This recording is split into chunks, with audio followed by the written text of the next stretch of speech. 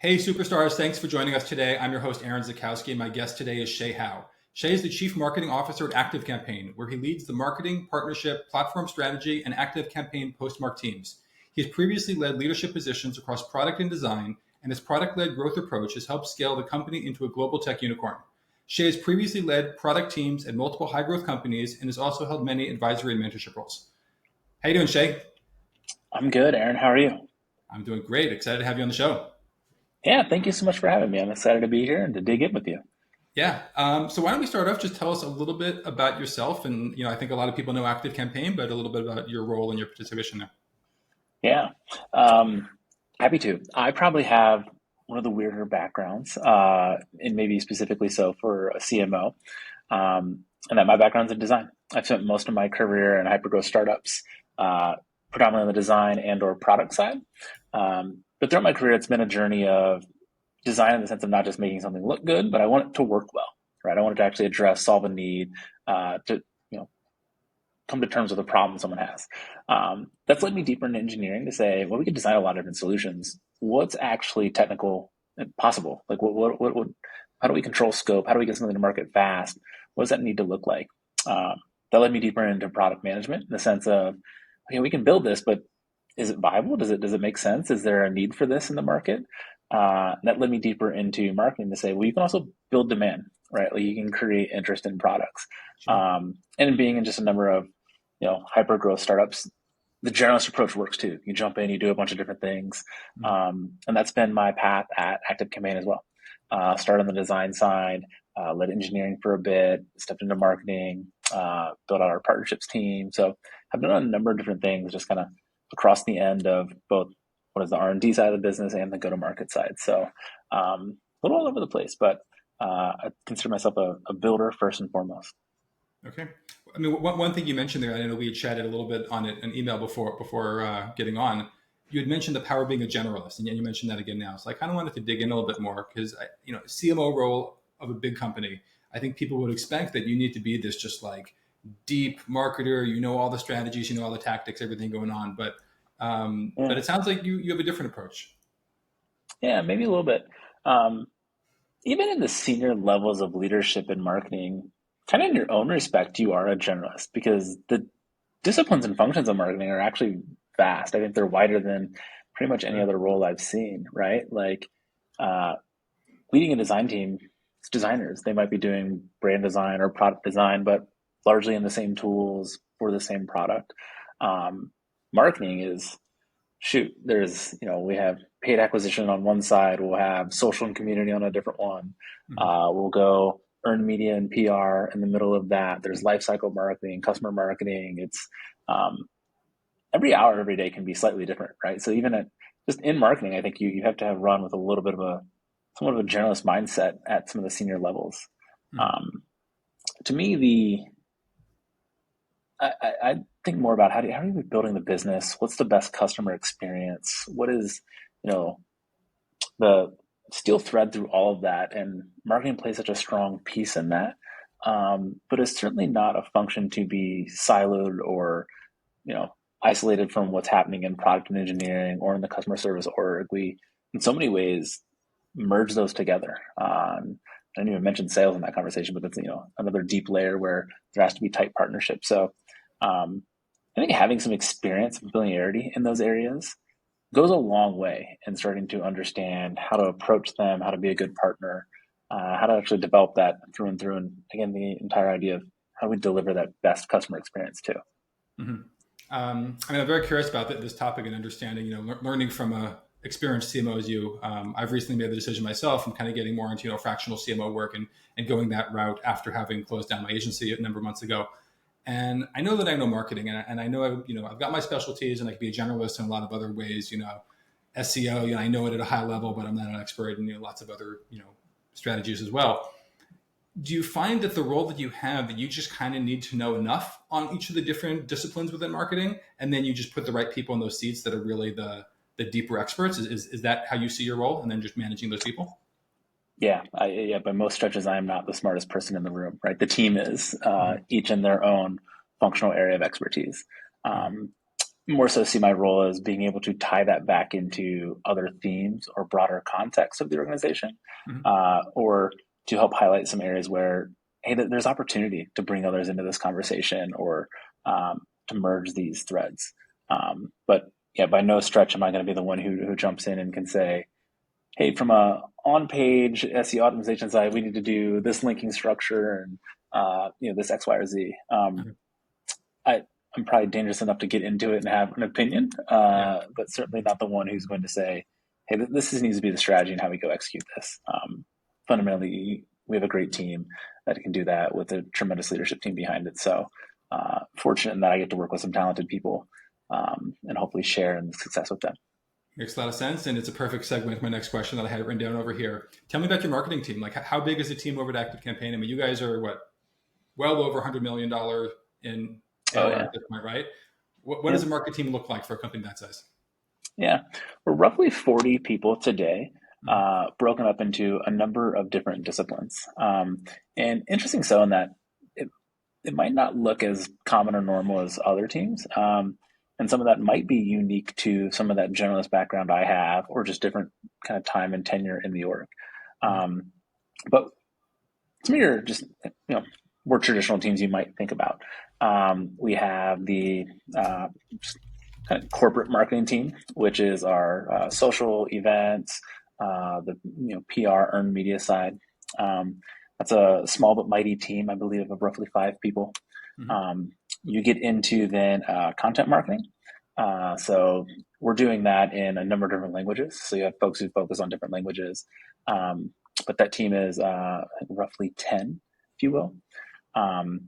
We then have kind of in-house, what would be design and just our site. So our own engineering team to focus on our website.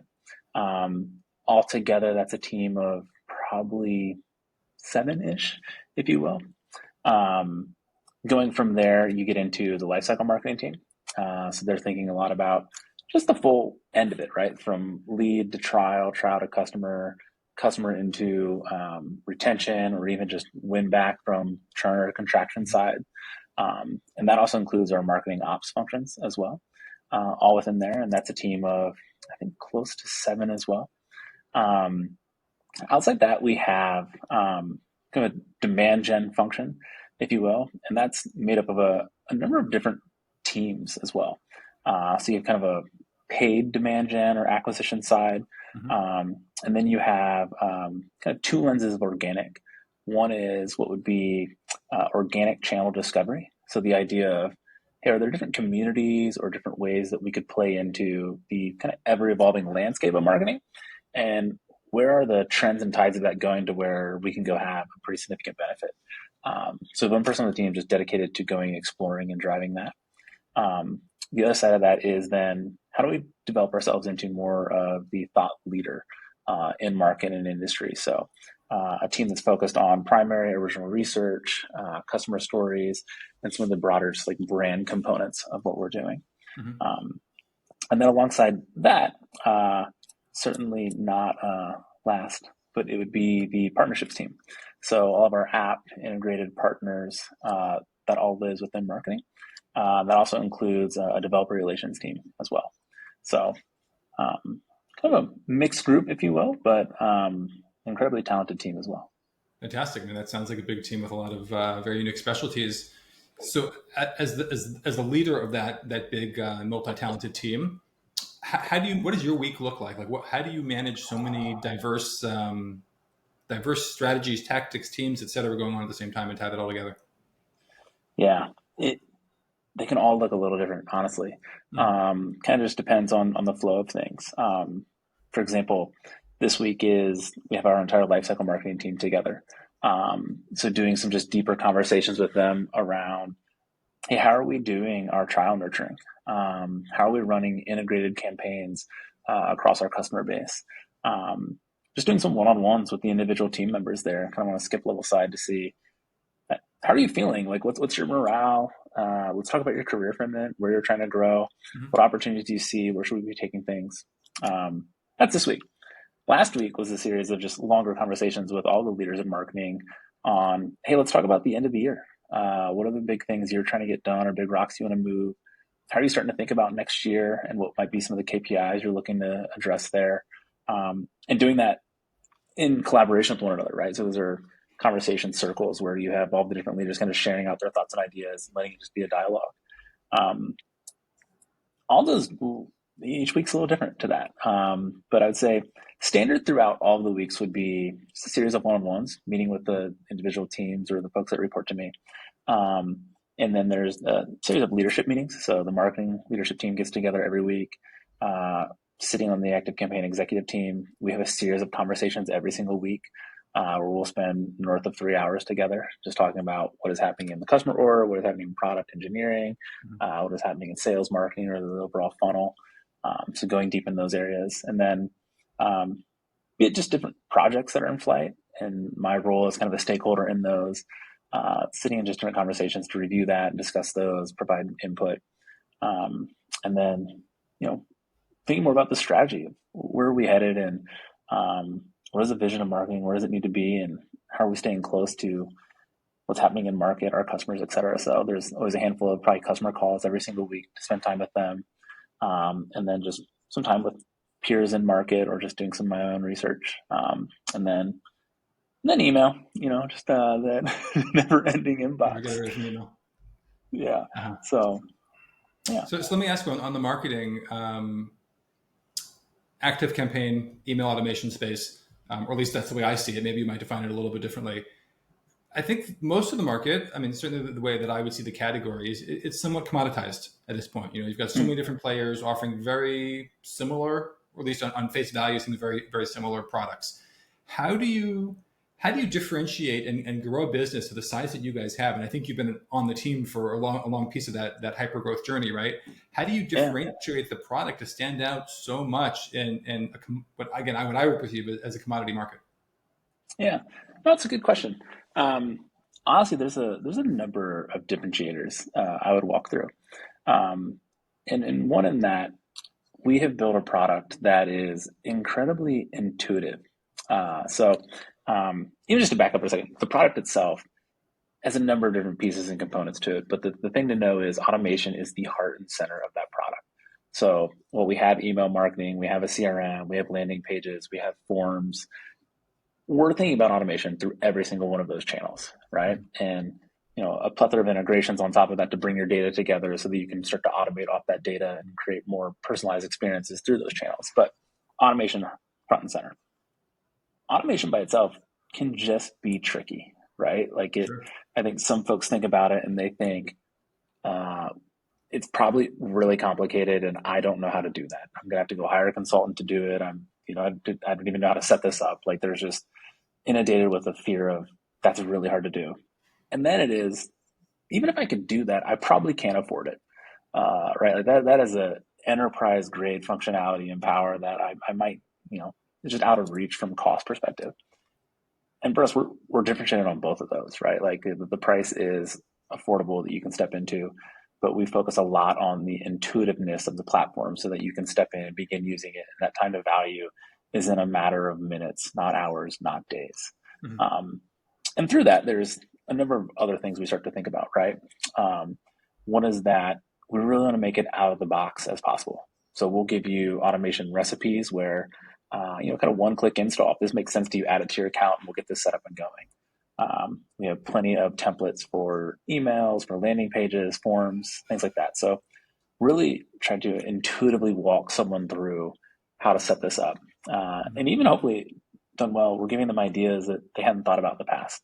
Or they probably came to us because they want to automate one thing, but we start to show them different ways they could build automation into other areas of their customer lifecycle. So it's a key piece of it. I'd say the other side of it is a lot of times you find folks that are more verticalized or niche players, right? Where ours is truly agnostic to an industry. We have folks that are on the B2B side, B2C side. Truly, you can go and use ActiveCampaign in any industry or vertical. It will play well to those, right? And we take the learnings from one, apply it to the other. Right. So you're not getting boxed into, a certain feature set. You actually get the growth and development from others inside of that. I would say we are also incredibly tight to our customers on that. in that the way we're able to turn customer feedback into product features is stronger than certainly any company I've worked for. I would argue stronger than any of those in market, to the degree of we keep just a running log of it. Customers' ideas, they can submit those openly to us. And we're delivering over 400 of those every single year. So truly staying close to our customers through that. And throughout that, I think you see it in how our customers talk and speak about us. So over 10,000 reviews on G2 Crowd, several awards and nominations across it. So it's truly a kind of a customer community-led initiative on that too. Mm-hmm.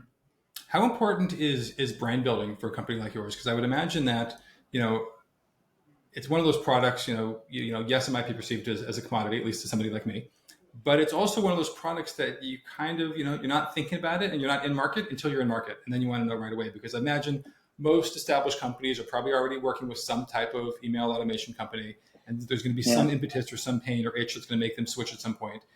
How do you position yourself for all those people who aren't buying right now, but you want to make sure that you're top of mind for when they do decide that, they are looking for a new solution? Yeah. The larger we get, the more important it gets, right? When we get large, and put it in perspective, we have 185,000 customers today, right? So 185,000 customers in 170 countries. So we have customers in more countries than there are McDonald's locations.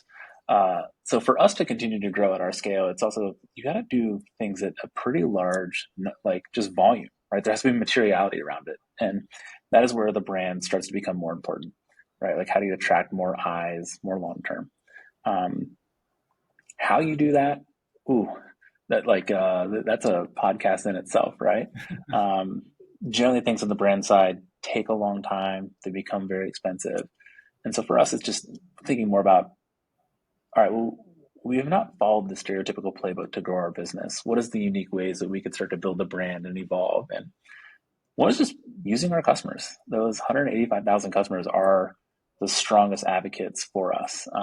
And word of mouth referrals are the number one source of new business for us, right? So turning them into a marketing just engine for us has been tremendous. How do you do that?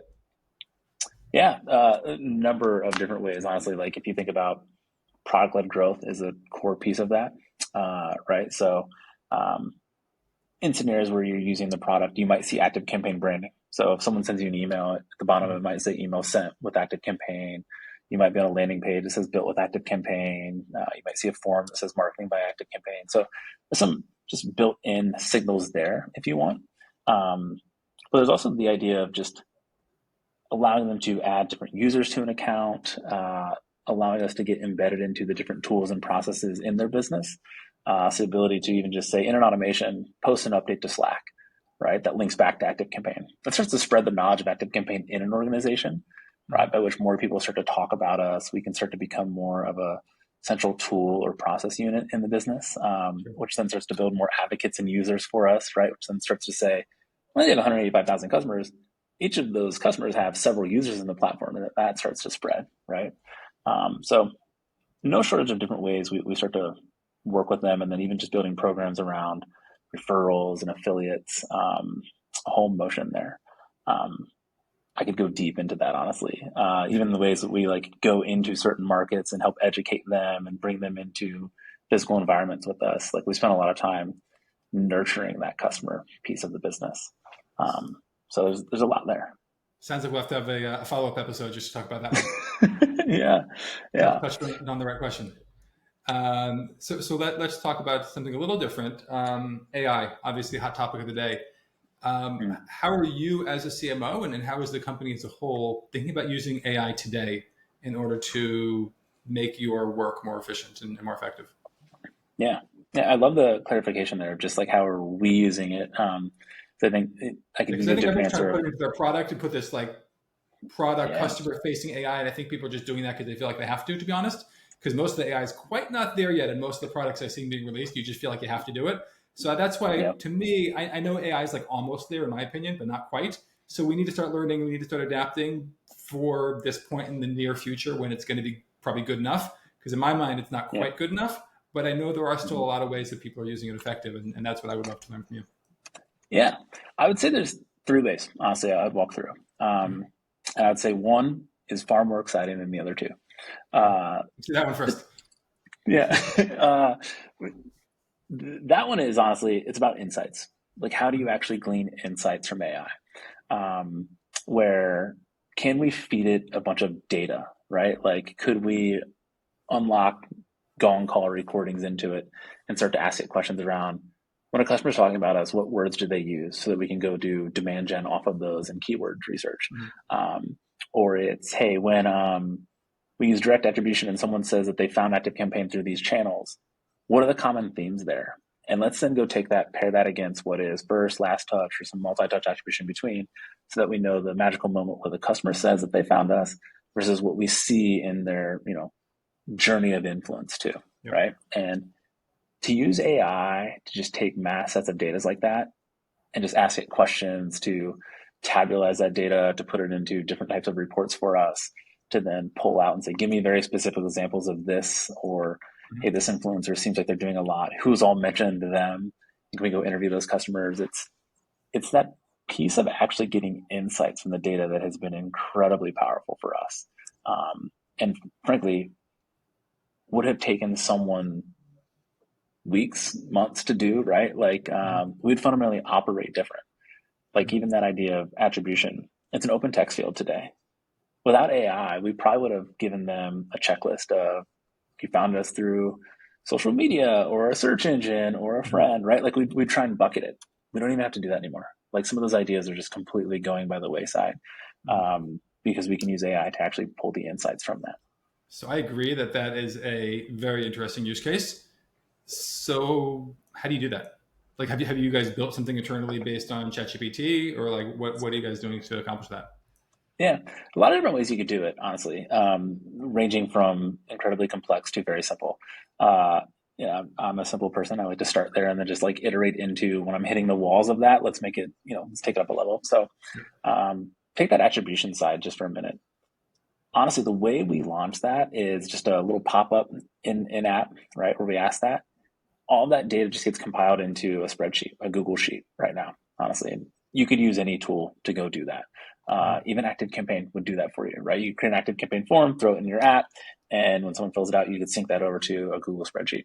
Um, I started by just going into Bard or ChatGPT, copying and pasting that spreadsheet, and then just talking to it and saying, hey, what are the most common themes you can find in this data, right?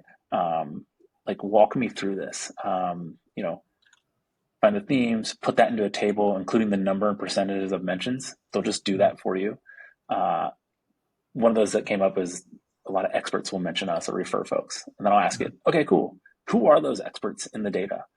And they'll be like, oh, it's, email tool tester. And I'm like, great. Give me the open text examples where someone said that. And then I can read what they said about email tool tester, right? I'm like, interesting. Tell me about those accounts. Where are they located? What's their geo? What's their vertical? What was the first touch refer from them? Like, did they find us from that influencer? Or Mhm. were they doing research from that influencer? Um, and literally just copy and paste the data in. So you're just Um, copying and pasting like out of this Google sheet into a Bard or a yeah. ChatGPT, and then Mm-hmm. asking the questions. Because previously I would have thought I tend to be an Excel geek, so like Yeah. I would throw it in Excel. I would run a pivot table on that column. Probably have to clean up the data first and make sure you like isolate the Yeah. words, names, and podcast and all these other things, and it would be a mess, but it could be done. But here, No. Yeah. much easier. Yeah. It it certainly honestly like literally copy and paste and you can get started.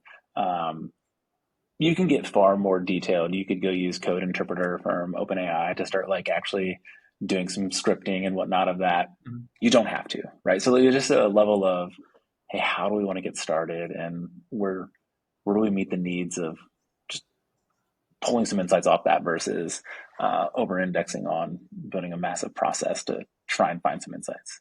Yeah, you're actually giving me some great ideas. I have a client that I work with that I'm running ads, and I've exported a lot of their data from their CRM, and Mm, and it's not really capturing all the unique UTM fields very well, but I do have this stream. Like here's the URL with all of the UTM's, and I know their life yeah. cycle and all that, and I could just throw that in and say, well, which campaigns are getting the best results from a lead or opportunity or meeting point of view. Yeah. The amount of pivot tables like I would build off of just exports of data to try and, Yeah. all right, let me contrast this to this table and start to Mhm. see, all right, where's the gap or what's the trend through this? I still do a lot of that, mostly because I'm a nerd. But I'm with you. you don't have to. Yeah, like there's so much you can learn just through the insights provided by generative AI. Mhm. I think I know what I'm going to be spending the rest of my afternoon doing actually after this. If you learn something new there too, let me know. Yeah, absolutely. Like I Fair think enough. I don't Um, think we've hit the odds and ends of what all AI is going to do for us. Like we're oh, first it's in half of the infancy, first inning of this not one. even infancy. Yeah, yeah, yeah. So you mentioned there were two more ways that you guys are using it at this point. Yeah, yeah. So insights being the key piece. Yep. The more obvious ends of that, honestly, fall into it's you're doing content generation or editing, right? So, um, and for us, cautiously so in that we're not going to use that on what is some of the SEO content we want, right? Like we don't Mhm. want to default to using generative AI to do that, but it's something of let's have it write a bunch of ad copies for us. Let's have it test headings or taglines. Let's let it write some emails for us. Let's let it write social media posts. Let us build video scripts, things like that, right? Mhm. So we're using generative AI there. The other side of it is the researching or brainstorming side. Mhm. So it's, hey, tell me more about competitors or build a comparison of us to someone else in market. Or, hey, we're going to do this in a vertical. What can you tell me about marketers in this vertical or, sales leaders in this vertical? Um, Even down into, we're going to go interview someone. Say it's a product marketing role. Give me product marketing interview questions, right? Like it could be as simple as that, but it's more on the research side of things where more historically you may have Googled it, right, and then just use the index of Google to click through and try and find some good Mhm. answers. Now it's just talking to generative AI and Yeah. having it actually refine that for So if you were going to be interviewing yourself on a podcast like this one, you might have just gone to ChatGPT you. beforehand and Honestly, just, plug yeah, it in, plug in the company name and say, what should I ask? Because I spent half yeah, an hour you. writing questions to you and Googling you and researching you and all that before. I appreciate you did all that. You may not have to, but I should have that, just but used you're AI, it sounds like. you're onto something there though, because there's this is where I think it's going to change. Where this is how like you'll be able to stand out though, right? Like you could go do that. You could be like, hey, I'm interviewing Shay Howe. You could even get my LinkedIn profile. You can say he's the CMO of ActiveCampaign, Yeah. and ChatGPT would actually probably come up with some really good questions. That would allow you to get the conversation started. What it's not going to do is allow you to actually dig in and like you doing some of that work yourself is actually going to allow you to probably have a more intelligent conversation with me, right? That's true. Even to your prior point where you're like, hey, how would you do that? Or give me an example of that, right?